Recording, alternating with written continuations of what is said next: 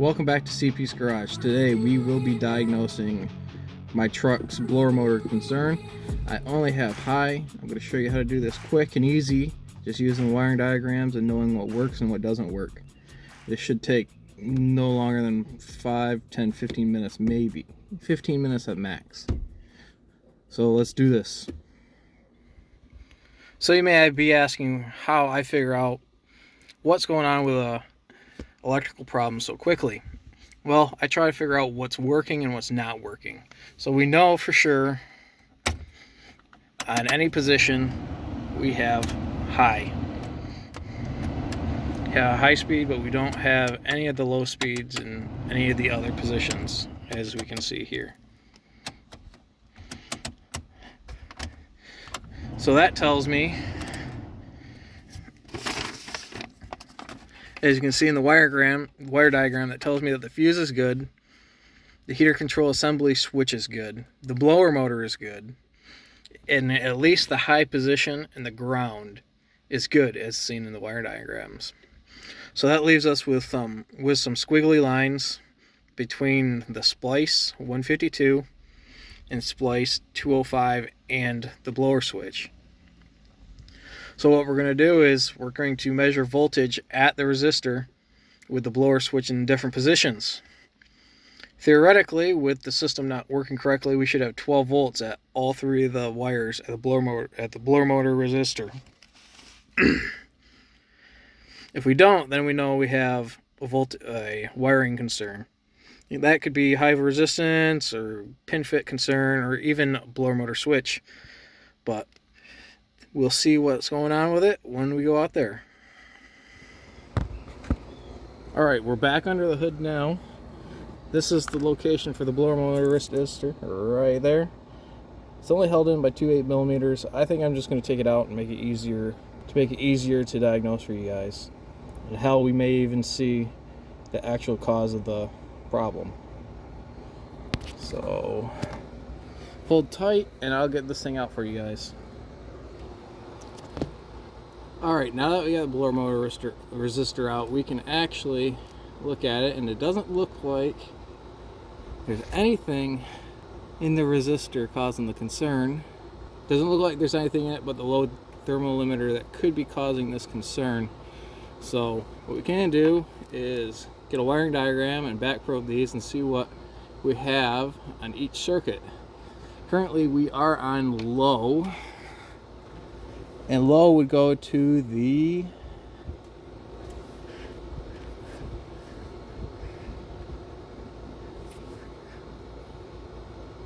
light green and white wire. We'll put our meter on ground, on the battery ground.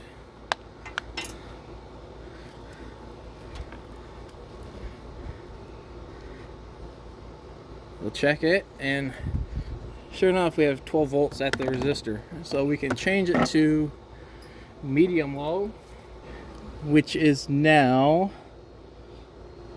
the yellow red wire.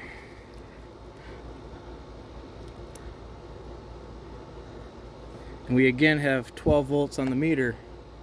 So what it's looking like is either the load limiter's messed up or there's something wrong with this connector. So next thing we'll do is pull the connector apart.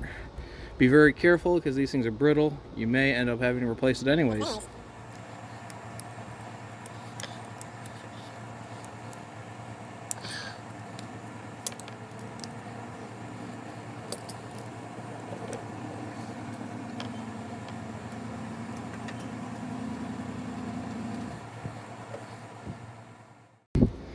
Alright, so we got the connector apart, and well, we found our problem. It looks like the ground side of the thermal limiter decided to get extremely hot. We need a new pigtail and a new blower motor resistor. So I guess I'm going to have to be running the Ford dealership. So I will see you once I get back. Well, we are back and we have a new pigtail. We had to go to the auto zones to get it, and actually the colors are relatively close. Compared to where Ford just gives you a bunch of black wires or a bunch of green wires. So or run this until it self-destructs just like this one did. So next step is to pull the sheathing back and cut these wires at different lengths so we don't have one big bundle of connectors. So we got our razor blade. We're going to cut this back probably about 6 inches.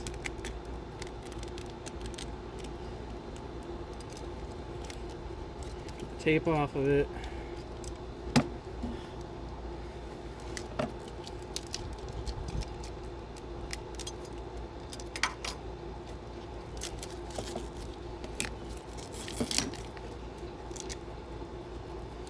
The wiring out of the harness.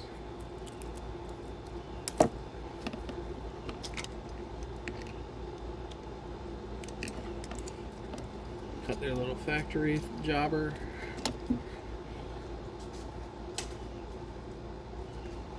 Get our wire strippers and we'll start cutting. So it looks like green's gonna go to green, orange is gonna go to orange, and yellow and black is gonna go to yellow and black.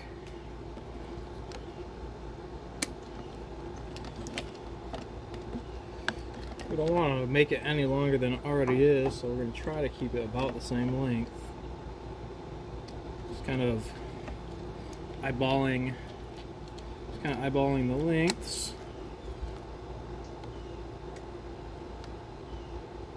A little extra so we have room.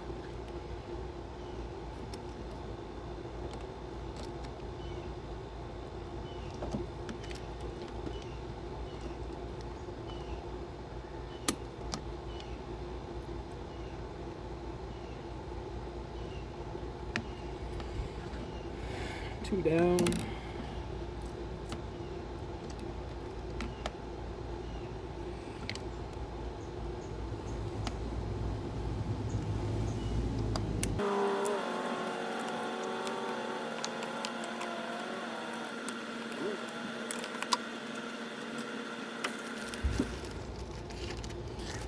We are going to be using Motorcraft WPT114 foot connector and heat shrink kit.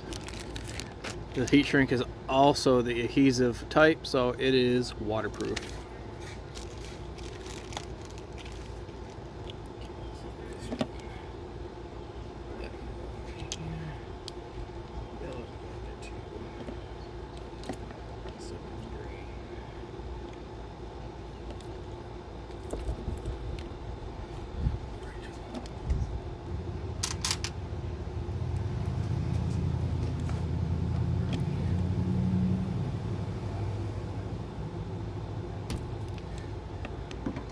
Just remove enough to get the wire in the... Just remove enough to get the wire up to that little crimp.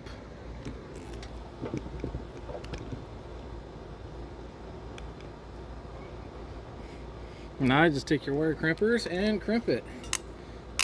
I got fancy ones. You don't really need the fancy ones. AutoZone sells a pair. This set came off Amazon. I think they're like 90 bucks.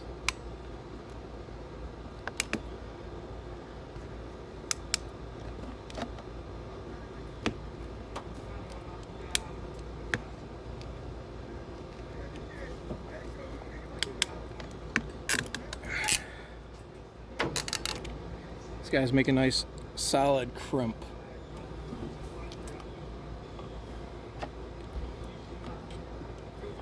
Now I just repeat for the other three wires, and we'll come back when we get to the end.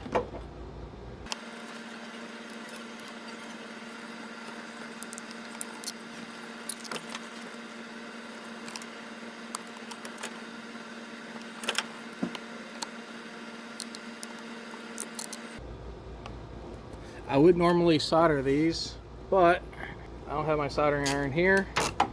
And this is an approved repair by Ford Motor Company anyways, so we'll roll with this.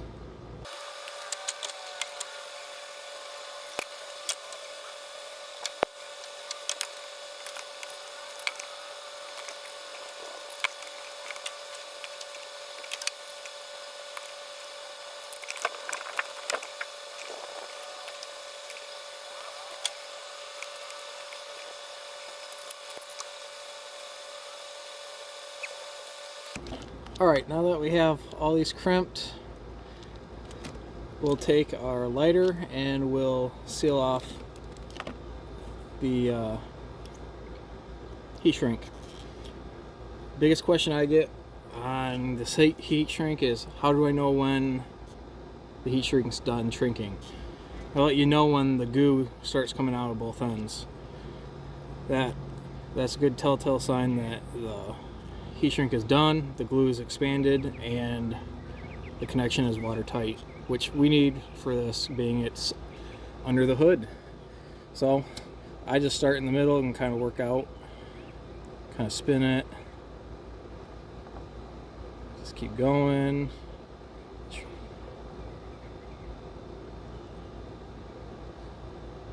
You can kind of see the goo coming out. And that is basically it. It is ready. So we'll do it 3 more times, and we'll be ready to retape this up and put it back together again, and hopefully have some working speeds on our AC or on our heater control.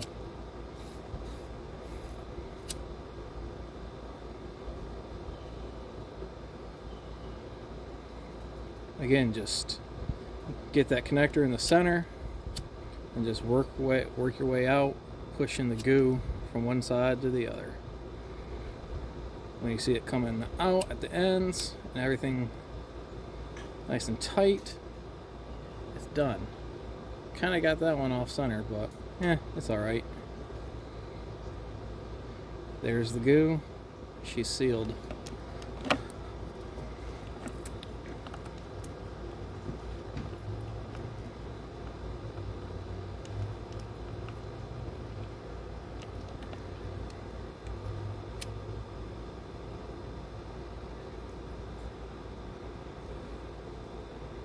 That one's pretty centered.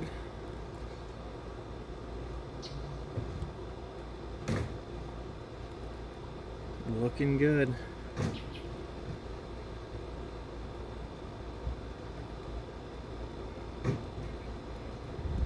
Good again. Last one.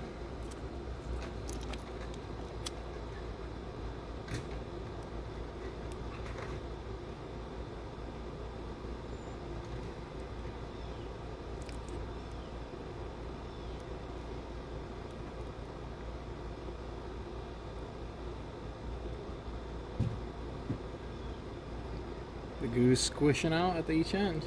We're done. Wires repaired. Now we just need to tape them up, put them in the conduit loop, tape them up again, and you'll never know it was done.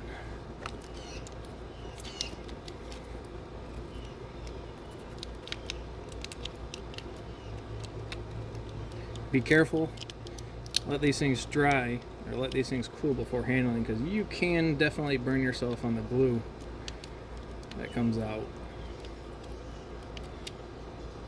But my fingertips are numb to this already. I've done so many repairs in my life that I don't even feel it anymore. Got some tape. We're gonna tape this up real quick. A little different tape, but it'll work.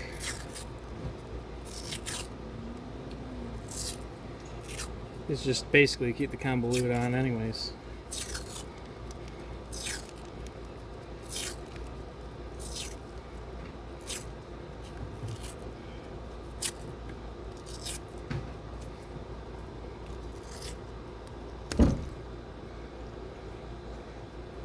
Now that we're all taped up, we're going to put the new resistor in and pray this thing works.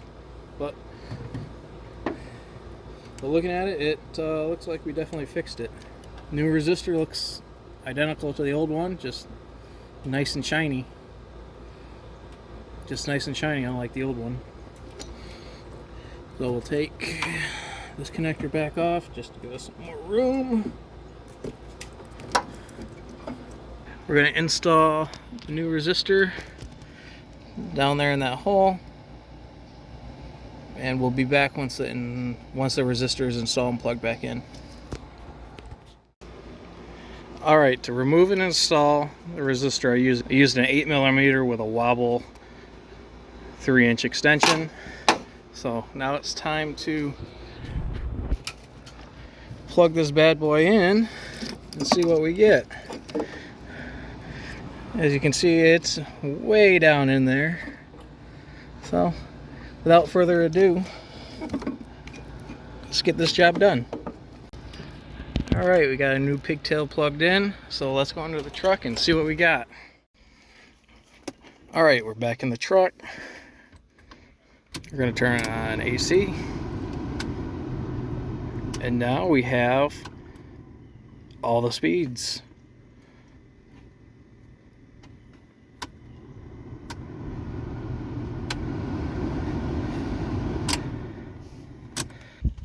And that's how we go about diagnosing the blower motor resistor. I definitely would recommend, if you're going to replace a resistor, probably get the pigtail anyways, because more likely the resistor and the pigtail is bad.